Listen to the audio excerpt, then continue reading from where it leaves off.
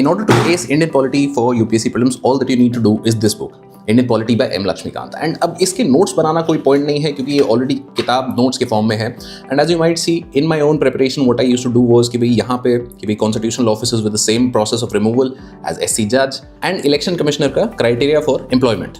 सो ये चीज़ें आप इस तरीके से कर सकते हो. But eventually I realized that there is an easier way to cover polity even from Lakshmikant. The idea is to make tables. तो कैसे tables की बात कर रहा हूँ? Let's take this chapter, Parliament, which is the longest chapter in this book. Now you can read the 40 pages taking an entire day, or you can make this table, which is now visible on your screen, to understand the difference in powers and similarities between the Lok Sabha and the Rajya Sabha, summarizing the majority of the chapter in this one page. And बस यही नहीं, there's an entire section of this book, constitutional bodies, non-constitutional bodies and statutory bodies, which you can summarize in another table which is visible on your screen right now. And this simple technique will allow you to revise 75 pages of Lakshmikant in under 10 minutes. तो अपनी जिंदगी को आसान बनाओ. And if you want to download these tables, these are available on our Telegram channel.